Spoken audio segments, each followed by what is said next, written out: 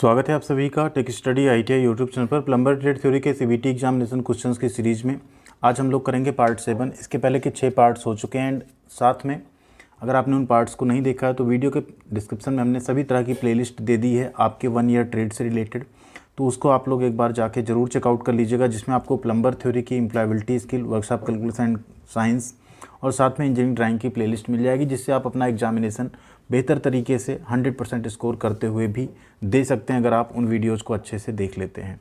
तो आइए स्टार्ट करते हैं बिना किसी देरी के क्वेश्चन एंड आंसर्स। और पार्ट 7 के बाद अब आज के बाद आपको डेली 2 पार्ट्स मिलेंगे, जिससे हमारी कोशिश है जिनके भी एग्जामिनेशन 26-27 तक है उनसे पहले ये सारी क्लासेस यहाँ पे कंप्लीट हो जाएं एंड बीच में 1-2 मैराथन क्लास भी आ जाएगी। अगर आपके एग्जामिनेशन है तो एक बार कमेंट कर दीजिएगा प्लम्बर ट्रेड वालों कि आपको एक मैराथन क्लास या एक जस्ट मॉडल पेपर चाहिए क्या 50 से 60 क्वेश्चंस का।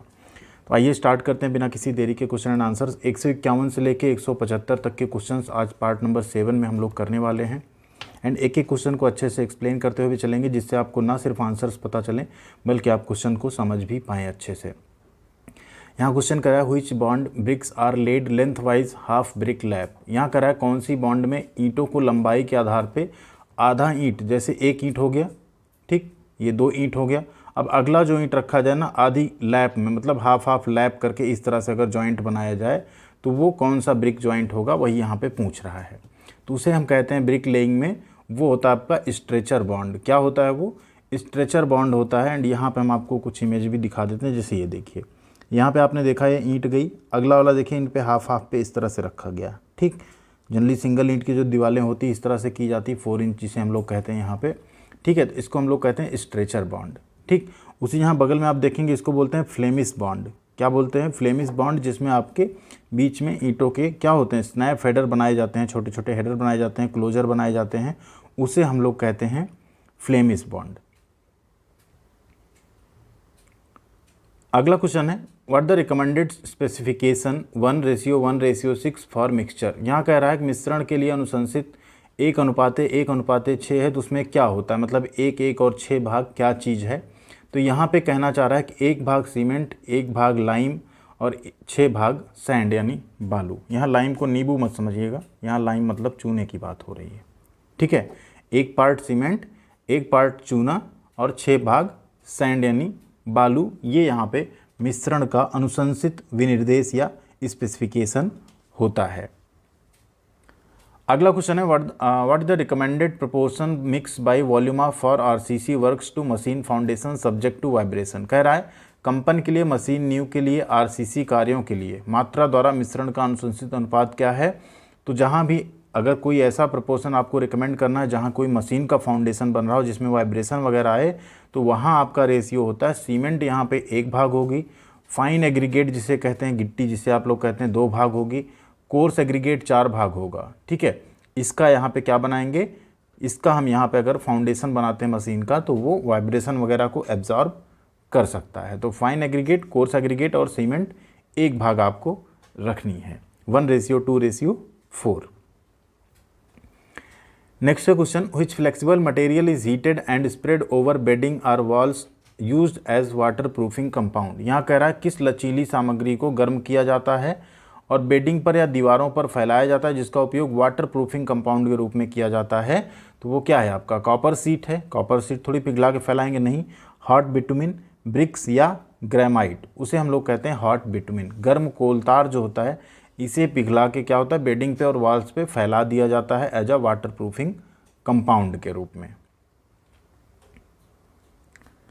अगला क्वेश्चन है what the percentage of strength for the cement in storage after 3 month. ध्यान दीजिए, कह रहा है 3 महीने के बाद अगर कोई स्टोरेज में सीमेंट रखी है तो उसकी ताकत का परसेंटेज क्या होता है। देखिए, कोई भी सीमेंट अगर 3 महीने के बाद आप कहीं पे स्टोर करके रखें और उसको सोचें आप यूज़ कर लें, तो आपको वहाँ पे उसकी जो स्ट्रेंथ थी उसकी सिर्फ और सिर्फ 85%, जनरली कई बार तो 80% कहा जाता है, 3 महीने में लगभग 20% अपनी स्ट्रेंथ ये खो देता है। तो 20% खो देगा तो बचेगी कितनी?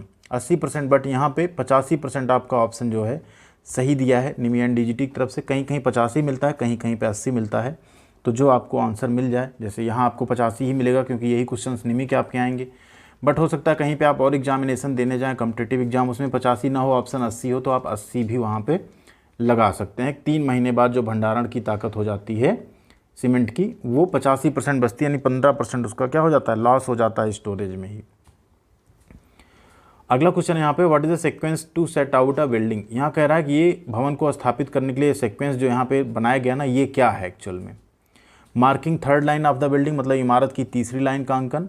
अगला है verifying diagonal distance between profile marking, profile चिन्हों के बीच डायगोनल जो दूरी है ना उसका सत्यापन करना। नेक्स्ट है marking fourth line of the building, या अगला है driving nails on the pegs, यानी खूंटे पर नाखून। ठीक, ये कह रहा है यहाँ पे, तो ध्यान दीजिए इसका आंसर है आपका option number B, verifying diagonal distance. ये जो डायगोनल डिस्टेंस है ना, इसे वेरीफाई किया जा रहा है बिटवीन प्रोफाइल मार्किंग, जो प्रोफाइल मार्किंग है उनके बीच में। ठीक है, तो राइट आंसर हो गया आपका वेरीफाइंग डायगोनल डिस्टेंस, यानी विकर्ण चिन्हों की जो दूरी है, विकर्णों की जो दूरी है उसे प्रोफाइल चिन्ह पे क्या किया जा रहा है, सत्यापित किया जा रहा है। अगला क्वेश्चन है, which is used for setting out and checking for squareness with the aid of straight edge or plumb rule. कह रहा है कि इसका उपयोग सीधे किनारे या साहुल नियम की सहायता से स्क्वायरनेस स्थापित करने और उसे जांचने के लिए किया जाता है। स्क्वायरनेस के लिए हम लोग यूज़ करते हैं ट्राई स्क्वायर, यानी गुनिया। उसी चीज़ को जब हम मेसन वाले पार्ट में आते हैं तो यहाँ उस चीज़ को बोल देते हैं बिल्डर्स स्क्वायर। क्या बोल देते हैं, बिल्डर्स स्क्वायर होते हैं, जो ट्राई स्क्वायर से थोड़ी बड़ी होती है। ये इस तरह की कुछ आपकी बिल्डर्स स्क्वायर होती है, जिससे आप स्क्वायरनेस वगैरह जो है किसी चीज़ की देख सकते हैं, चेक कर सकते हैं। अगला question 158 number, what the name of part marked as X. ये आपका यहाँ पे पाइप वाइज है। इसमें पूछ रहा है जो एक्स वाला पार्ट है ना, इसका नाम क्या है। देखिए इसका नाम है यहाँ पे योक। क्या है, योक है। ये आपका मूवेबल जा, ये आपका फिक्स जा। ठीक है, ये आपका हैंडल, ठीक, जो घुमा के हम मूवेबल जॉ को ऊपर ले लेते हैं, फिर जब टाइट करना होता है तो घुमा के उसे हम नीचे ले आते हैं और जॉब को यहाँ पे क्लैंप कर लेते हैं। तो एक्स वाला पोर्शन क्या हो गया आपका, योक हो गया। अगला क्वेश्चन है, what the largest diameter of pipe that can be held in chain pipe wise. कह रहा है पाइप का सबसे बड़ा व्यास कौन सा है जिसे हम चेन पाइप वाइज में पकड़ सकते हैं, रख सकते हैं। तो चेन पाइप वाइज से आप मैक्सिमम 200 mm साइज तक के पाइप्स को क्या कर सकते हैं, क्लैंप कर सकते हैं, पकड़ के रख सकते हैं। इस तरह से होती चेन पाइप वाइज। ठीक, चेन पाइप रेंज का आपने नाम सुना होगा, चेन पाइप वाइज भी होती है। अगला क्वेश्चन 160 नंबर, हुई is tool use to clean and sharpen the jaw of pipe wrench. कह रहा है पाइप रेंच के जबड़े को साफ करने और तेज करने के लिए किस उपकरण का उपयोग किया जाता है। देखिए पाइप रेंच का अगर जबड़ा आपको उसे साफ करना है, तेज करना है, तो उसमें हम यूज़ करेंगे ट्रायंगुलर फाइल का। क्यों यूज़ करते हैं ट्रायंगुलर फाइल, आपने इस तरह से देखा होगा, यहाँ जबड़े बने हैं ना इस तरह से, ऐसे ऐसे उसमें जो जबड़े बने, इसको आप ट्रायंगुलर फाइल से ही फाइल कर सकते हैं। फ्लैट फाइल से तो यही सारे सपाट हो जाएंगे। ठीक है, तो किससे करते हैं, ट्रायंगुलर फाइल, जो त्रिकोणीय फाइल होती है उससे यहाँ पे हम इनके जो स्लॉट्स बने हैं ना जबड़े पे, उसे साफ़ करने और तेज करने में यूज़ करते हैं। क्योंकि जबड़े जितने तेज रहेंगे, शार्प रहेंगे, उतना अच्छा वो पाइप को ग्रिप कर पाएंगे, पकड़ पाएंगे। अगला क्वेश्चन है, what the name of part marked as X in the die stock. ये आपका एक डाई स्टॉक है, पाइप डाई स्टॉक है। इसमें एक्स के रूप में चिन्हित भाग का नाम बताना है। ये जो एक्स के रूप में चिन्हित भाग है ना, एक्चुअल में इसे हम लोग कहते हैं एडजस्टमेंट लीवर। क्या कहते हैं, एडजस्टमेंट लीवर, यानी समायोजन लीवर कहते हैं। अगला क्वेश्चन है, what the name of part marked as X in adjustable screw plate die. ये आपका एडजस्टेबल स्क्रू प्लेट डाई यहाँ पे दिया गया है। एक्स वाला पार्ट जो इसमें पूछ रहा है, इसका आपको नाम बताना है क्या है।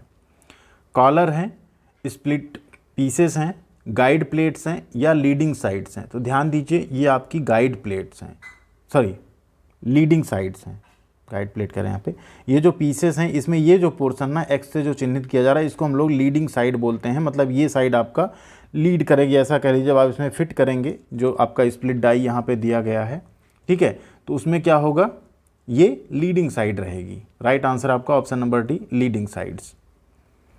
नेक्स्ट क्वेश्चन देखिए, what the name of die stock. इस डाई स्टॉक का आपको नाम बताना है। तो ये वही डाई स्टॉक है जिसमें वो लगेंगी, जो भी वहाँ पीछे इससे पहले क्वेश्चन में बात हो रही थी। इसे हम लोग बोलते हैं बटन पैटर्न स्टॉक। क्या बोलते हैं, button pattern stock, option number B. 164 नंबर क्वेश्चन कई बार पूछा गया, what the name of tool. इस टूल का नाम क्या है। कटिंग व्हील है, रोलर व्हील है, चिप्ड व्हील है, या लिंक व्हील है। तो ये आपका चिप्ड व्हील है। क्या है, chipped wheel. Option number C आपका यहाँ पे राइट आंसर है। देख के आप लोग आसानी से समझ जाएंगे, ऑप्शन नंबर सी सही है। नेक्स्ट है question, which one is use to wash out the small particles of dirt in chain pipe cutter. कह रहा है चेन पाइप कटर में गंदगी के छोटे कणों को धोने के लिए किसका उपयोग किया जाता है। लाइट ऑयल का, पेट्रोल का, केरोसिन यानी मिट्टी के तेल का, टर्पेंटीन यानी तारपीन के तेल का। ध्यान दीजिए उसमें हम लोग यूज़ करते हैं केरोसिन ऑयल यानी मिट्टी के तेल का, जो चेन पाइप कटर उसमें गंदगी को धोने के लिए, साफ करने के लिए। 166 नंबर क्वेश्चन है, what the type of swaging tool for copper tubing. कह रहा है कॉपर ट्यूबिंग के लिए स्वेजिंग टूल किस प्रकार का है। ये जो स्वेजिंग टूल है पंच टाइप है, लीवर टाइप है, एक्सपैंडेड टाइप है या मैंड्रेल टाइप है। ध्यान दीजिए कि आपका है पंच टाइप, ठीक है। तो ये स्वेजिंग टूल कैसा है, पंच टाइप स्वेजिंग टूल है कॉपर ट्यूबिंग के लिए।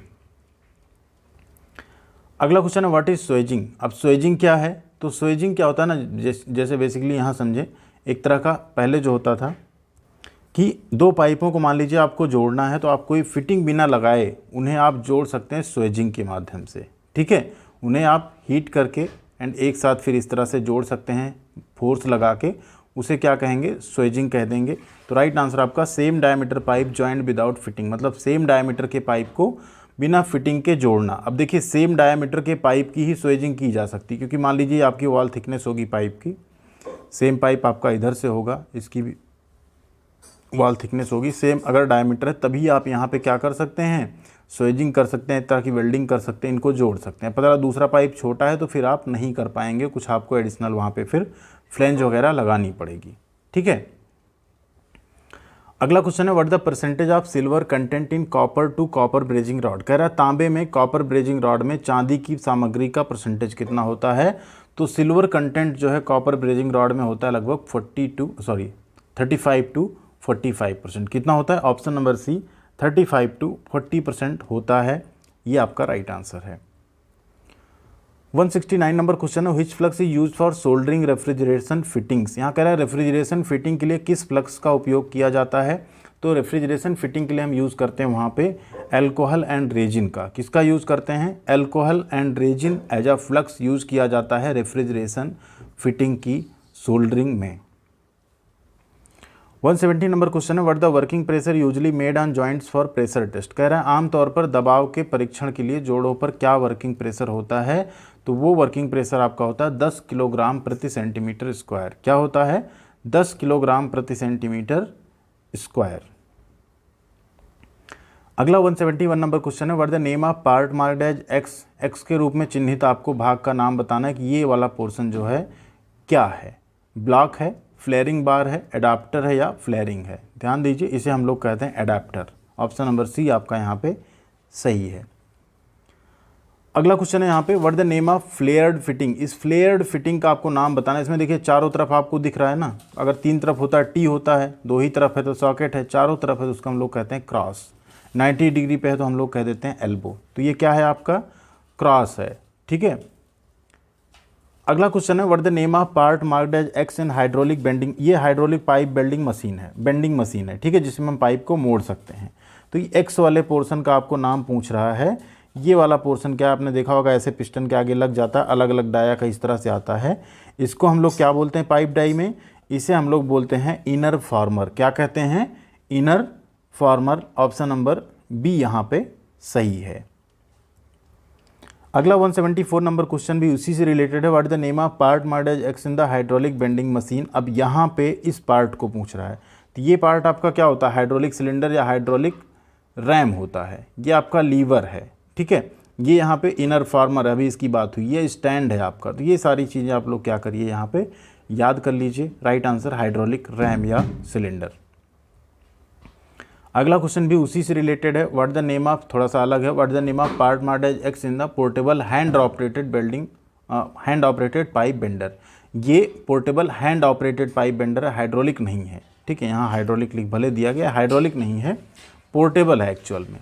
तो यहाँ पे एक्स वाला पोर्शन क्या है, तो ये एक्स वाला पोर्शन है आपका क्या है यहाँ पे, राइट आंसर ए है ट्रिपल स्टैंड, बी है पाइप स्टॉप लीवर, सी हैंडल और लीवर या डी है इनसाइड फॉर्मर। तो उसे कहते हैं पाइप स्टॉप लीवर। क्या कहते हैं, पाइप स्टॉप लीवर कहते हैं। ऑप्शन नंबर बी आपका यहाँ पे सही हो जाएगा। ये थे 175 तक के क्वेश्चन आपके प्लम्बर ट्रेड थ्योरी के। उम्मीद करते हैं वीडियोज आपको पसंद आ रही होंगी। अगले पार्ट में हम लोग करेंगे 200 तक के क्वेश्चन एंड उसके बाद के कुछ पार्ट्स हैं जिसमें आपका आगे आने वाले टाइम में डेली 2-2 वीडियोज़ के साथ हम पूरा कंप्लीट करवाने वाले हैं। बाकी जो सब्जेक्ट्स हैं उन्हें ज़रूर देख के जाइएगा। आप कमेंट सेक्शन में देखेंगे बहुत सारे कैंडिडेट्स का पेपर, उन सबको देख के बहुत अच्छा जा रहा है, क्योंकि सभी क्वेश्चन उसी में से पूछे जा रहे हैं। थैंक यू वेरी मच, ख्याल रखिएगा अपना। मिलते हैं अगले अपडेट के साथ अगले वीडियो में।